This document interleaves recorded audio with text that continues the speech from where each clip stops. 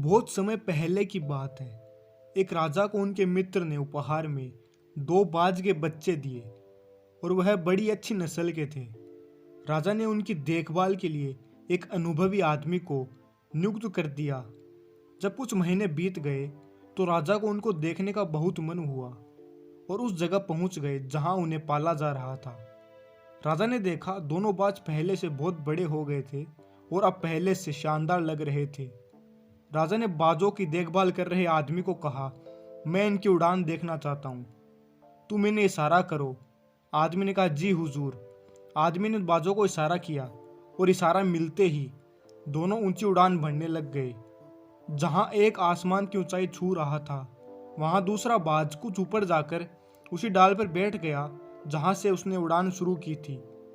ये देख राजा ने उस आदमी से कहा, ये क्या बात है, जहां एक बाज ऊंचा उड़ रहा है वहां दूसरा बाज क्यों नहीं? आदमी ने कहा, जी हुजूर, इस एक बाज को शुरू से ही यह समस्या है, ये इस डाल को छोड़ता ही नहीं है। राजा को दोनों बाज ही बहुत प्रिय थे और वो दोनों को ऊंचा उड़ता देखना चाहते थे।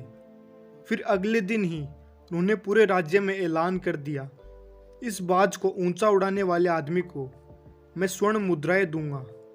और अगले दिन ही बहुत तरह तरह के विद्वान आए, सबने बहुत कोशिश की, फिर भी वह बाज को उड़ा नहीं पाए। वह बार बार वहीं जाकर बैठ जाता जहां से वो उड़ता था।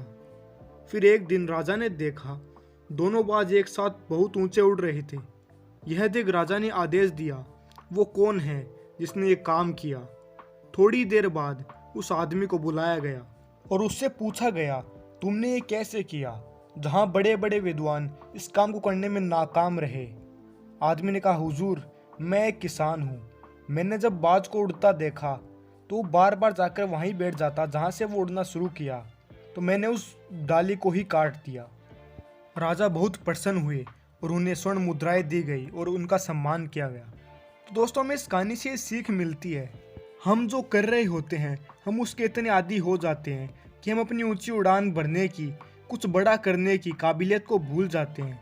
अगर आप भी उनमें से हैं जिनको अपने पोटेंशियल के मुताबिक नहीं कर पा रहे हैं तो सोचिए कहीं आप भी उस डाल पर तो नहीं बैठे हैं।